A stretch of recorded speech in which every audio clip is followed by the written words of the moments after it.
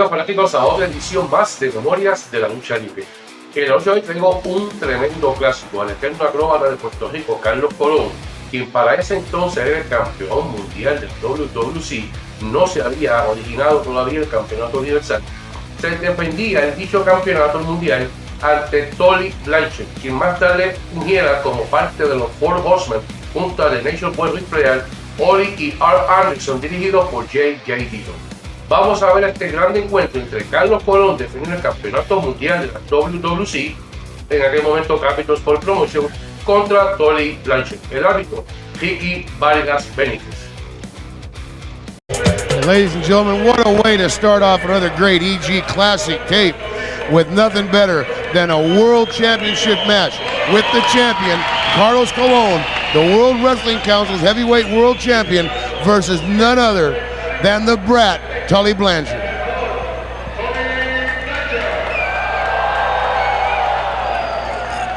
Carlitos Colón and Tully Blanchard have a rivalry. This rivalry and feud started in San Antonio, Texas in 1983. Hugo Savinovich, and they've carried it all over the Caribbean and all over Southeast Texas. Not only in the World Wrestling Council banner, but also in the NWA. Blanchard, one of the premier athletes in the world of professional wrestling, and Carlitos Colón representing the World Wrestling Council, a title that Tully Blanchard was definitely sure that on this occasion he was going to take it. That's right. He thought that he had everything going for him. He was down in Carlitos Colón's backyard in Puerto Rico, and right there he's just going to take it right to Colón. He thinks he's going to take this world title, and I'll guarantee you one thing. Tully Blanchard, if I know him the way I know him, he'll be out there giving it 110% all night long. Referee Ricky Vargas Benitez from Puerto Rico. And this match taking place in Guaynabo, just 20 minutes away from San Juan. A beautiful building called the Mets Pavilion. Yeah, like I said, Carlitos Colón's backyard. But you know, when you're a world champion, you can kind of do that. You can kind of pick your places you want to wrestle for those title matches. Right there was a nice exchange. Whoa. One thing about Carlitos, you know, he is not that heavy. He's not that tall, but he does stand with any of the big guys as far as the punching power is concerned. Well, Carlitos Colón's got a lot going for him. Carlitos Colón is probably one of your premier wrestlers. He can wrestle, he can street fight, he can do anything you want to do. And I'll tell you what, sometimes when he goes out there and starts street fighting with you, you kind of wish you hadn't started things. Well, sometimes you don't notice that much on the height of Carlitos. He's 6 feet tall, but when you're talking about the man involved in professional wrestling, being 6 feet tall is not really that much of an advantage because they're a much bigger man. That's right, but you know, it's the old cliche, the bigger they are, the harder they fall, and all men are equal when they're laying flat on that mat. You know what I mean, Hugo?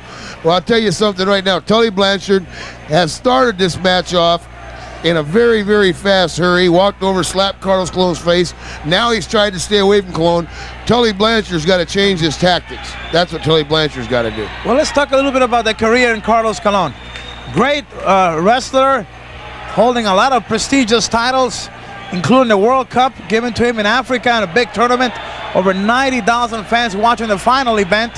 What about Blanchard? You know a lot about the career of Tully Blanchard. Well, Tully Blanchard was a great tag team partner at one time. Him, the dynamic duo, the late Gino Hernandez, were probably the longest reigning Texas tag team champions ever in the history of Southwest Championship Wrestling. Tully Blanchard was a Southwest heavyweight champion, one half of the World NWA tag team champions. Tully Blanchard was also a great amateur athlete. He played football at West Texas State where he was quarterback. And Tully Blanchard is one heck of an athlete. He comes from a great family. His dad, Joe, is in the Hall of Fame at Kansas State University. Very nice man. He's a very nice man. And as a wrestler and a football player. So it kind of runs into heritage right there on Tully Blanchard. Okay, but inside the ring, the only thing that's going to count is who gets the pinfall. Is it going to be Carlitos or Blanchard? We are giving to you right now classics of professional wrestling and the opportunity to relive all the historical events that took place in the World Wrestling Council. That's right. You know something, you take a look at this tape, you take a look at Tully Blanchard's hair, and you take a look at Carlitos Colón. This tape is a few years old.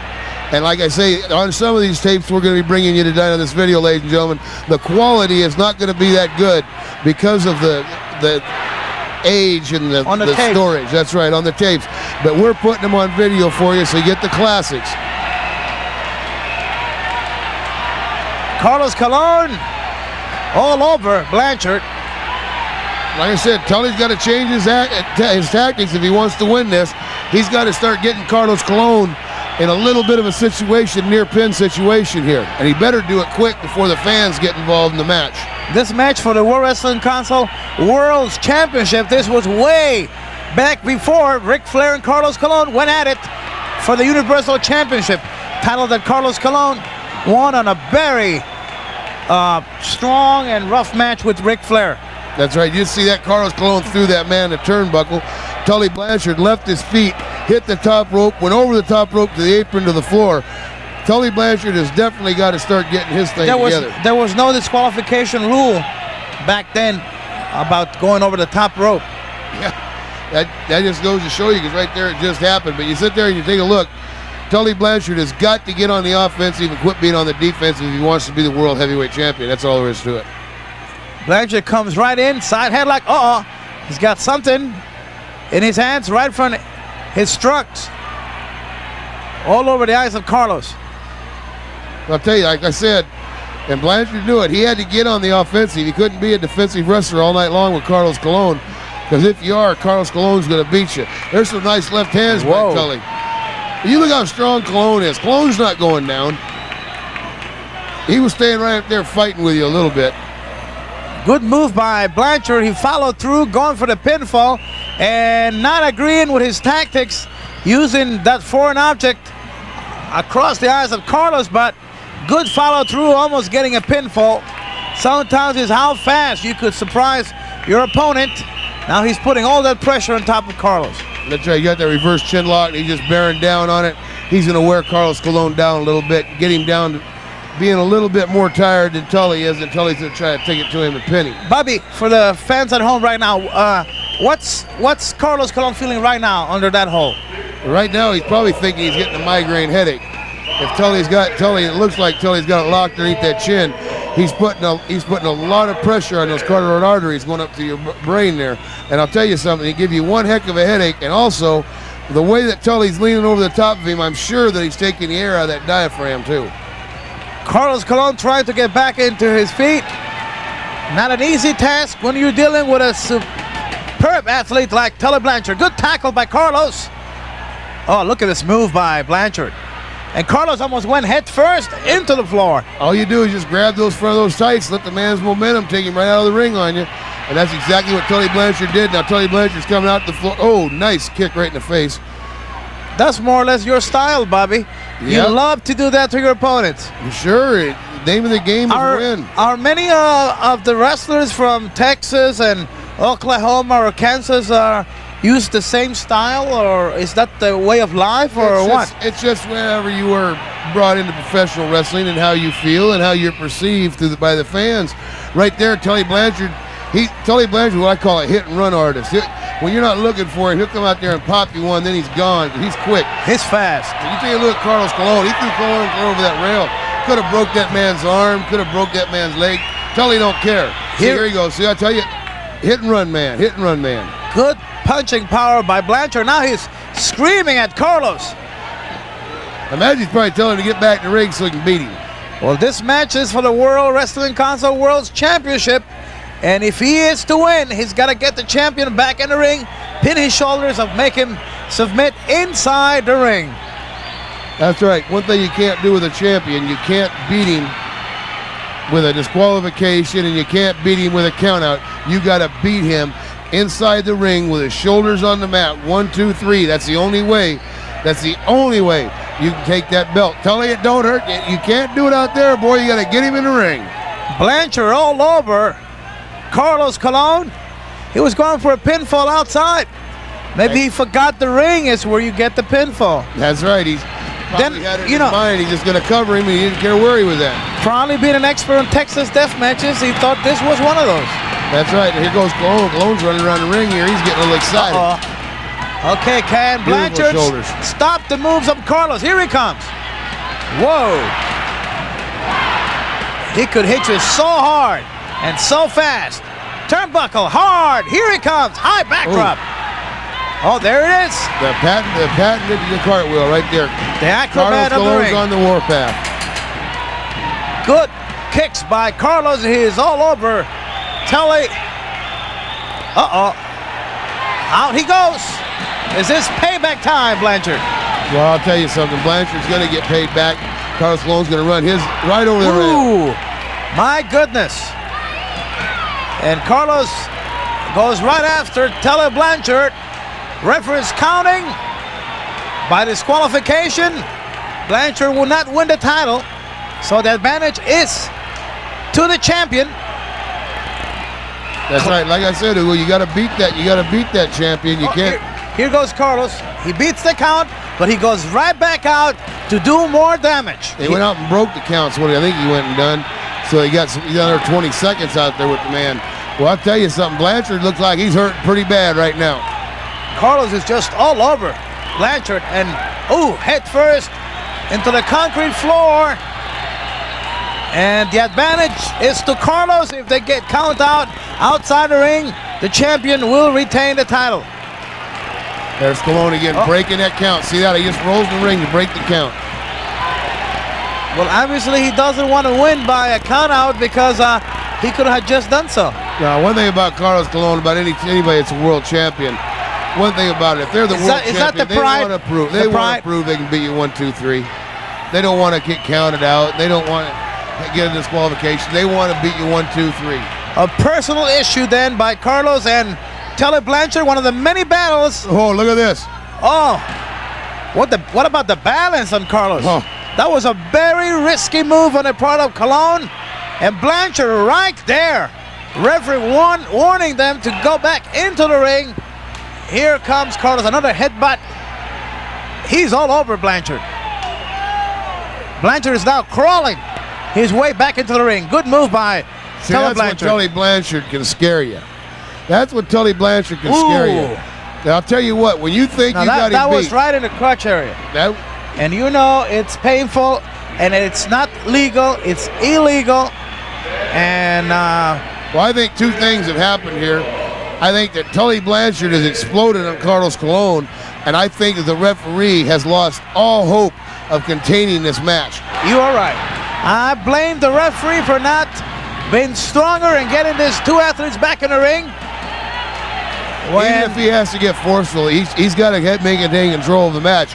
Any referee has to maintain If the wrestlers control the referee, it's not a beautiful sight, especially in a world title match like this one. Mind you that dealing with the likes of Tully Blanchard, there's not too many referees in the NWA, AWA, or WWC that could handle his tactics because he will drive anybody crazy. Well, he doesn't drive people crazy. He just goes out there and beats people. Here he goes, front face suplex right here. Oh, he didn't get him up. Carlos blocked him. Oh, Colón reversed it. Great move. Look at that follow through right on top of Tully Blanchard. He blocks it, putting his foot. The foot's on the ropes there, Hugo. Don't miss that now. The foot's on the ropes. Now Carlos. This is where Carlos Colón goes and starts getting in his little trick basket. The man put his foot on the ropes, and now Carlos Colón's going to try to break his knee. But what is the finishing hold of Carlos Colón? His famous figure 4 leg lock. And what about Tully Blanchard? What about his moves? Tully Blanchard's got the most beautiful slingshot suplex I've ever witnessed in a wrestling ring, and he definitely does beat a lot of people with it. Okay, here comes Carlos. He hooks. Okay, Blanchard blocks it. He's got figure 4 almost on, but he's got it locked. Now he's got it. Carlos Colón's now got the figure 4 locked on Tully Blanchard. Is it all over for the challenger? He's on the ropes. He's on the ropes. Super move. You're watching Wrestling Classics of the World Wrestling Council, bringing you back into the great history of professional wrestling. Great wrestlers going at it in super confrontations in the World Wrestling Council. And now Blanchard finds himself in a world of trouble. Looking for the world title is becoming a nightmare. Well, I'll tell you something. He's created his own bed and he had to lie in it. And I'll tell you right now, Carlos Colón has taken it right to him. But as you notice, when that man was in the ropes, Colón was not breaking on him, Hugo Sminovich. He was pounding on him. The rules state when a man's in the ropes, you've got to break the hold, break back away from him, and give him a chance to get out of the ropes. Carlos Colon's not doing that. Oh, Carlos Colón not giving Blanchard any chance. He's going for all the marbles right here. Could it be at this time that Carlos Colón might be a little scared of Tully Blanchard? Well, by the many matches they have had prior to this, Carlos knows that he's not to trust Blanchard at all. Well, you don't trust anybody, especially when it comes to women or money or professional wrestling. You don't trust anybody. You know that, Hugo Simonovich. But I'll tell you something right now. I think that maybe Carlos Colón's a little bit scared of Tully, since you say they have wrestled each other before. Maybe Tully has got his number and Carlos knows it. Okay, good punch by Tully Blanchard. That was a desperation punch. Like I told you, Tully will come in and hit you when you least expect it. Okay, here it comes.